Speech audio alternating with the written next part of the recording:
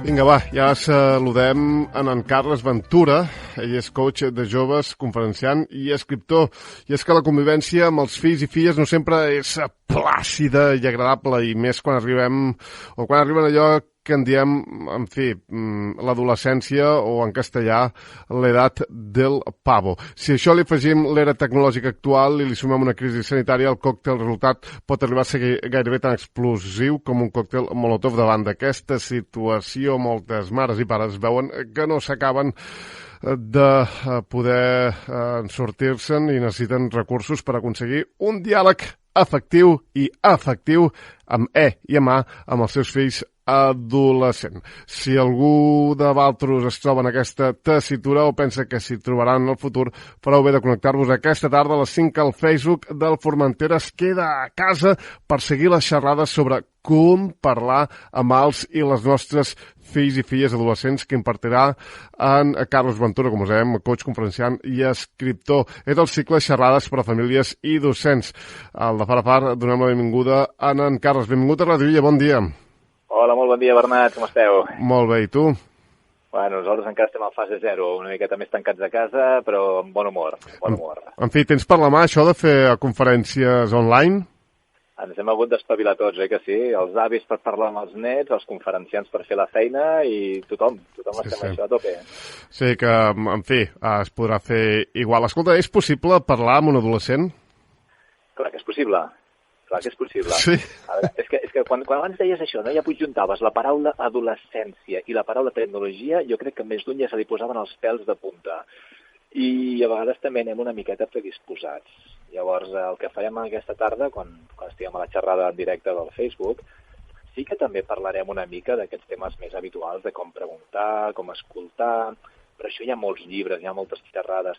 Jo crec que aquí el gran tema que hem de comentar una miqueta és també com estem nosaltres. I avui parlarem bastant de jo com a pare i jo com a mare, com estic, com afronto aquesta conversa amb el meu fill. Perquè si d'entrada, el que m'has dit tu ara, si d'entrada penso, vols dir que és possible parlar amb el meu fill adolescent? Difícil parlar llavors des d'aquí, saps? En fi, T'he deixat sense paraules, perdona, El què? Disculpa? No, que he començat així que igual t'he deixat sense paraules perquè és un canvi una mica radical, no? Que igual molts pares esperen que els digui, no, mira, si preguntes obertes... És que sembla que és el primer cop que parlo amb un coach. I dic que... Ja, va començar per aquí. Què és un coach? És un entrenador? És un... Explica'ns-ho. Mira, un coach, en el meu cas un coach d'adolescents, és una persona que ajuda als adolescents a solucionar els seus temes, però d'una forma una mica més ràpida. Perquè jo estic segur que ells mateixos podrien, però igual els hi costa un temps, uns quants errors, i en canvi amb l'ajuda d'una persona que els dona ajuda a veure una altra perspectiva, una altra forma de veure les coses, els ajuda a avançar una miqueta més ràpid. Bàsicament, amb preguntes, jocs, dibuixant, el que faci falta, els ajudem a això, que puguin... Tu imagina't que m'estàs explicant un tema i jo et dic, escolta, aquest problema que tens, si el miressis des del terrat de casa, com el veuries? I tu em dius, ostres, des del terrat es veuria molt més petit. És que potser l'estic veient massa de prop, potser estic massa ficat, potser li dono masses voltes al cap, potser... I comences a pensar, i gràcies a aquestes preguntes doncs vas veient diferents alternatives, diferents possibilitats, i trobes un camí potser diferent per solucionar els teus temes. Escolta, hi ha l'adolescència i hi ha la preadolescència. La preadolescència potser no té aquest caire o aquest angle tan rebel, tan del nen ensimismat en si mateix, valgui la redundància. Potser comparteixen la tecnologia, els preadolescents volen jugar al Fortnite, ells i elles, o estar amb el TikTok. Els adolescents ja fan altres coses. Com ho fem per dirigir-nos a un adolescent i dir-li, escolta, hem de parlar del mòbil? Hem de parlar del mòbil. Hi ha un pas previ, que és que tu tinguis una relació amb el teu fill, amb la teva filla, amb la qual t'escolti i pugueu parlar tranquil·lament. Que aquesta és una feina més de fons amb la persona. Quan es tracta ja concretament del tema del mòbil, tema molt important, quines alternatives els estem oferint també als nostres fills.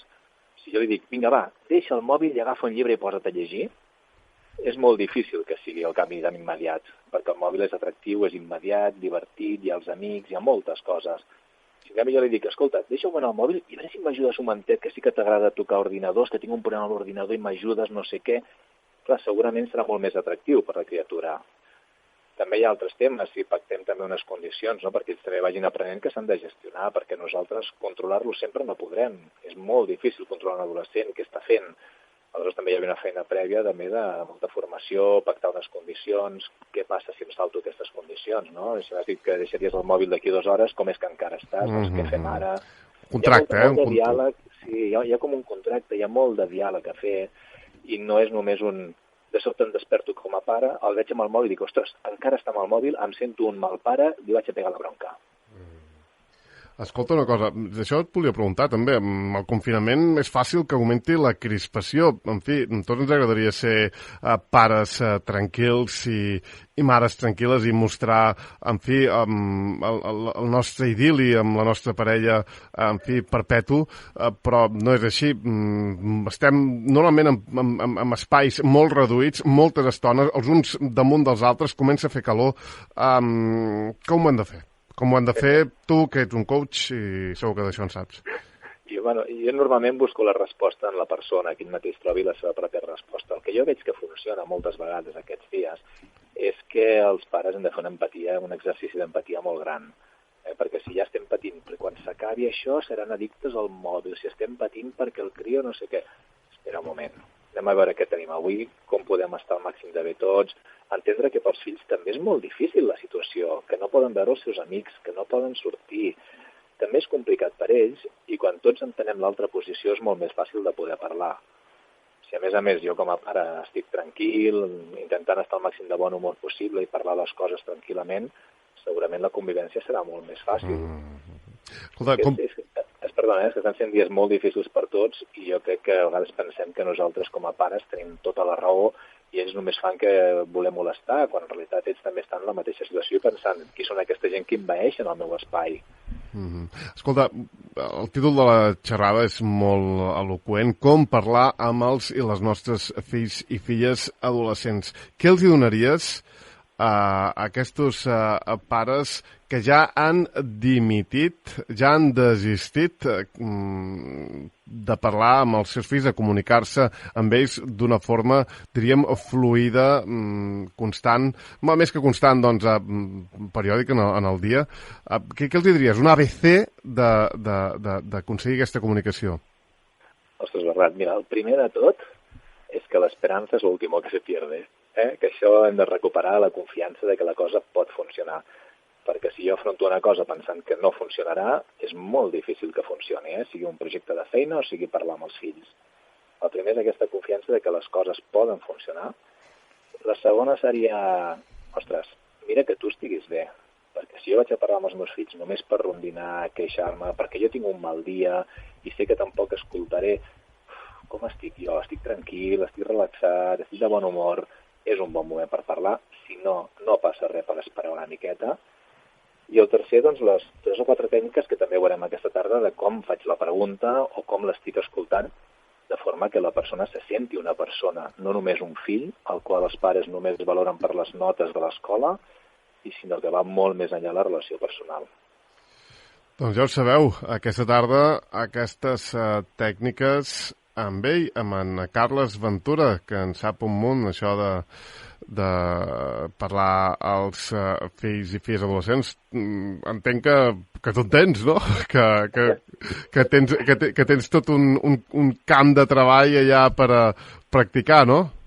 Tinc 3 fills i, a més, m'hi dedico professionalment des de fa més de 10 anys. No, però dic, clar, però però a veure, hi ha aquest de vegades mal vici, no?, entre alguns grans professionals en matèria que després a casa seva doncs es troben sense eines, no?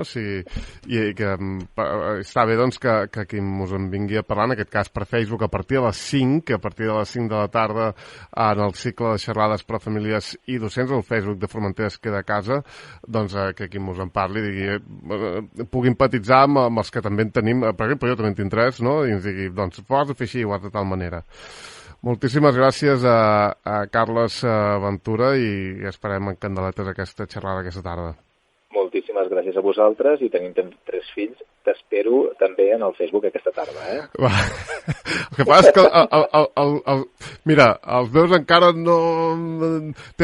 Algun palet tenen, però el més gros té 11 anys. Llavors encara està en aquella edat preadolescent, no? O quan comença l'adolescència? Hi ha alguna edat concreta o no? No hi ha edat concreta. Es parla de 11-12 preadolescència i després ja comença l'adolescència, però depèn molt del trio. Hi ha nanos que estan amb 16 anys i encara no han entrat al pavo i hi ha nens que als 11 ja no hi ha qui els aguanti. Depèn molt del nano. Perfecte. Gràcies, Carles. A vosaltres. Després, bon dia.